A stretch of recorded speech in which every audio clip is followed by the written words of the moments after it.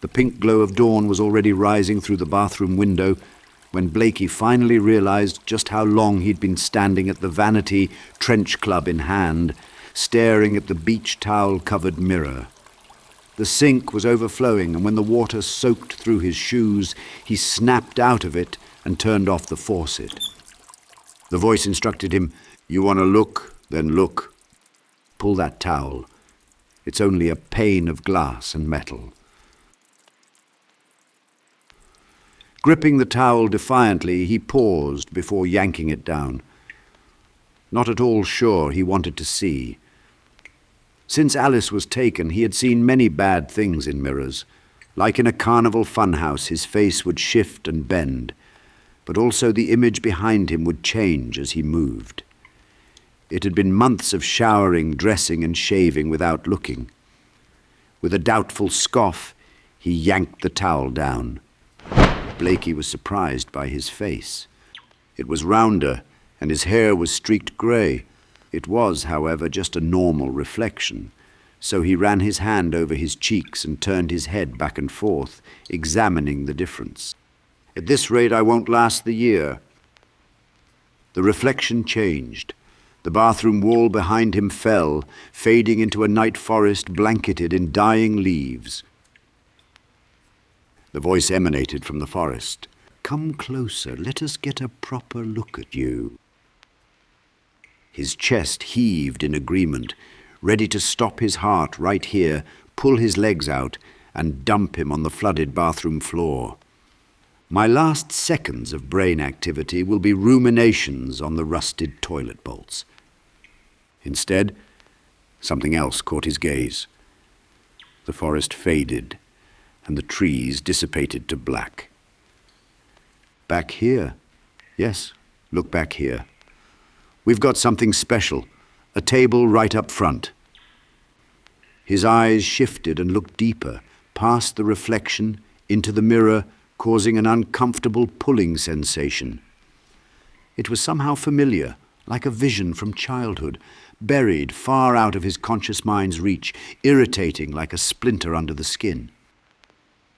Then, as if the bathroom mirror had always been a portal to another realm, he crawled up on the vanity and moved through, ducking into the void. There was nothing, just absolute darkness, and the mirror was only a rectangle of glowing light. Suddenly, there was a groan of rubbing steel, and then the top of a playground slide rose up to meet him.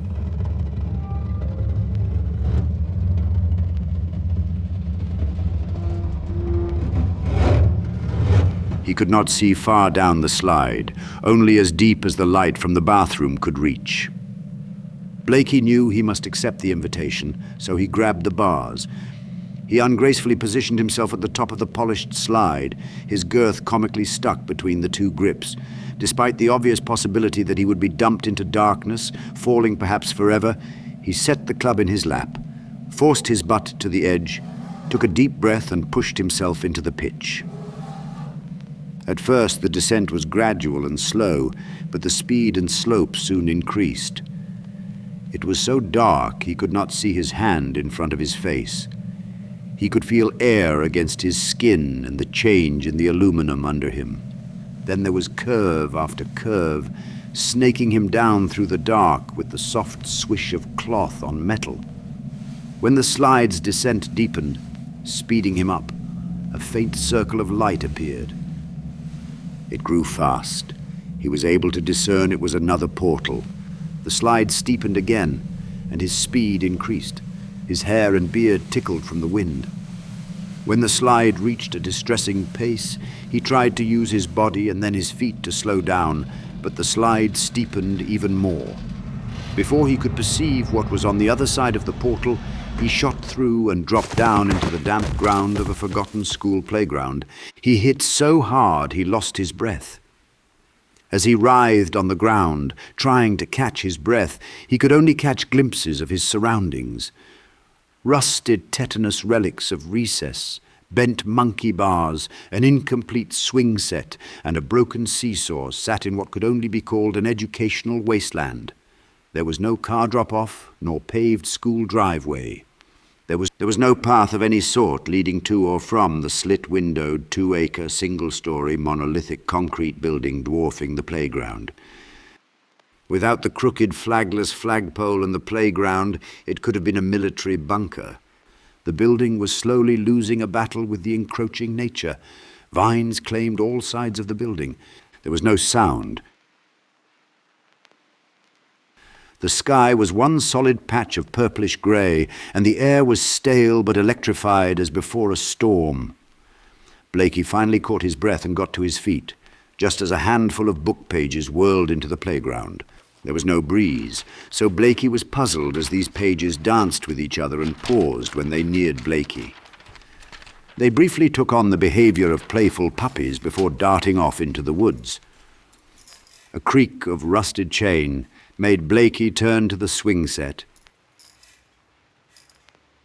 He could have sworn it was vacant, but now there was a body on one of the swings. A man's body in a red Adidas tracksuit faced away from Blakey, and he thought the man's head was tilted forward looking at the ground. Blakey cautiously circled the swing as the creaking continued. But then Blakey saw that the body was decapitated. Its severed head sat in the body's lap. There was something vaguely familiar about the face, but the ghastly sight prohibited his mind from figuring it out. The severed head was bandaged, but sloppily as if to hide a wound, not treat it. The face was ashen and gaunt, with black veins snaking out from the bandage like tattoos. The eyes, staring into nothingness, suddenly spun to life, and the mouth immediately began to speak. "Hey, brother, can you call me a crow?" Blakey blankly looked to the sky for birds. "I too tried. I tried and failed. I tried, but tired, retired am I?" The jaw slackened as if out of batteries, but not finished. Then it exploded again. "Forgive me if you please. Forgive and tell. Tell and pay. The supreme worthinesses, all worthy of none. Hell to pay when you see 'em, and raise 'em, tell 'em I fold. Just a glocky gonoff I am, never expired to be creamy. So not capital it, I hope. Brother, will you please call me a crow?" Before he could answer, a whistle blew, startling Blakey. Now there was another man. This one in a suit and tie constructed out of newspaper, standing in the school's gaping maw doorway. He was holding a clipboard with nearly a ream's worth of paperwork. He spat out the whistle, letting it dangle from his neck with a drip of spit. He then screamed at Blakey as if he were a tardy student. "Mr. Blakey, what are you waiting for?" Blakey was compelled to approach, first retrieving his club from his landing spot. The man in a newspaper suit and tie impatiently rapped his clipboard with a pencil and hissed disapproval at Blakey's slow pace. The man in the newspaper suit barked after consulting what looked to be blank pages. "Room 217. No, wait, they're full. Room 237. First on the left. Get a move on." "What?" Blakey softly questioned the newspaperman as he approached him. Blakey could now see the newspaperman's face. He had ferocious eyes buried under a deep brow, crowned with 2-inch upward curled eyebrows. His pale face was harsh, finely wrinkled, and angular. There was nothing kind or understanding in any of his features. He looked at Blakey's puzzled expression, and then rolled into a preemptive string of reprimands which hypnotized Blakey into feeling like a child being lectured. Just do what you're told. Do what you're told. Do your job, your part, your role, your post. This has all been decided, discussed, deliberated, determined. You do this, we get this, suppliant and demonoid. Think you've something to add? Genius, are we? Know you better? Master Mundle? Better than I? Sharpened are you? Prodigy? Special ed? Some bright book indente? The star knacker? You differ from the 1,000 before? A million after? Just do what you are told. That'll be best. Comprenez-vous? Is it chalked large enough? Phoneticus? Blakey snapped out of the trance and blurted out like regurgitated soup, "Alice!" There was a tense pause as the newspaperman eyed him suspiciously. "What did you say?" "Alice?" Blakey repeated. Just what of her? The newspaperman made a dismissive sound that boiled Blakey's blood. Blakey threatened the newspaperman with a poke from his club. The newspaperman looked down at the club. Come, come, recess is over, room 237. He then snatched the club away with frightening athletic speed. Do you need a nobbling? The authoritative tone compelled Blakey to go where he was told.